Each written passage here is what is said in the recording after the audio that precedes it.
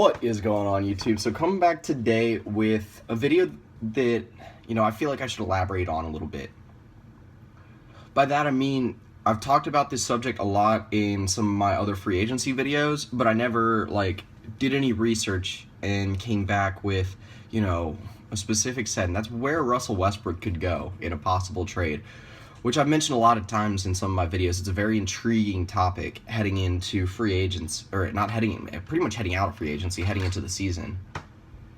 So I'm going to give you guys 5 possibilities. These are my 5.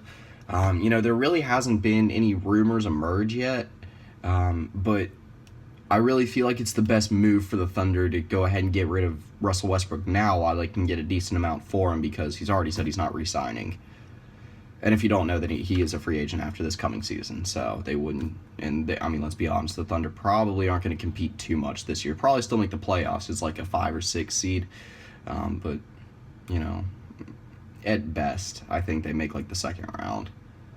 So my first destination is the one that everyone will be talking about for a little while until the trade actually happens, and that's the Los Angeles Lakers. Because anytime a big player thinks about going to a big market, the Lakers come into mind, and this is a team with a lot of young good pieces to move around right now.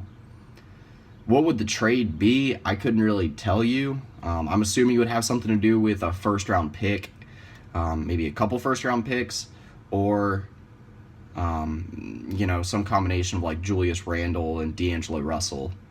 I don't know if the Thunder would do that though. They'd probably have to throw in a lot. That's the one problem with LA, but that's his home. I'm going to get to the Clippers later, just to spoil the list, but, LA seems like one of the viable areas. Next one is the Washington Wizards, and I've heard this trade scenario a couple times, or a couple of these trade scenarios presented, and it's a very intriguing one. It's a very good deal for both parties. So if you guys remember last year, Kevin Durant was talked about us going back to Washington, like that was a sure thing, and then obviously he didn't want to, and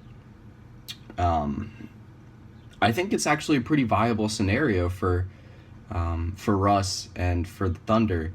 The trade scenario is Russ for John Wall. Now, Russ is a better point guard than John Wall, but John Wall is still, in my mind, probably, if not a top 5 point guard in the NBA, then top 7 for sure. That's a topic for a separate video. Actually, I already did a set of videos like that, but, top 5 would probably go something like Steph, Kyrie. Not in this order, but Steph, Kyrie, Russ, CP3, and then, maybe John Wall, Dame Lillard, some combination of them.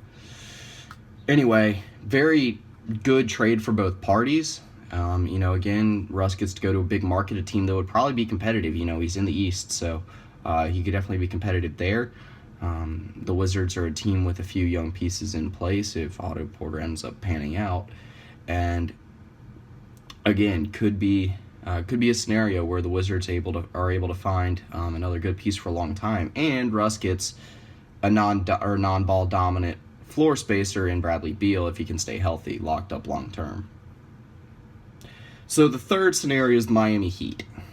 Again, same scenario plays out as with the Lakers. Pat Riley, I think, could lure Russell Westbrook to Miami. He has Hassan Whiteside, another player he could definitely play with. Justice Winslow, a solid defensive player he could play with. Not really any other ball-dominant players on the Heat right now besides Dragic.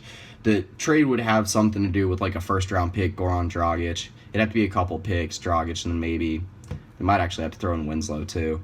But I think that if the Heat could manage to do that, then that'd be a very interesting scenario as well. He'd get to go play in the East as well. I think that actually going to play in the East would be very tempting for Russ, just because the West seems so locked up right now. And the East still has the Cavs, but outside of that, what is left? The Hawks, Celtics, Pacers. Not Tatum on Pacers, but outside of the Cavs, it's not looking so hot right now. So next one's the LA Clippers. Now, the Clippers, again, interesting scenario because, again, if you follow the Clippers or if you follow basketball and know what's happening next year in free agency, Blake Griffin, CP3, they're both free agents. I believe DeAndre Jordan is too. I'm not 100% on that though. That I have to look up. Anyway, the Clippers, very interesting trade scenario because Again, they might not, I mean, CP3 might not want to go to the Thunder, but, you know, if they express, or if even Blake Griffin, Blake Griffin to the Thunder is a very interesting scenario because he played in Oklahoma, or he played at OU. Get to go back home. New York Knicks is the final one. Again, get to move to the East. This has been a trade scenario that's been talked about a little bit. Is, Phil Jackson finally being able to lure like a big fish to New York. That's not named Carmelo Anthony.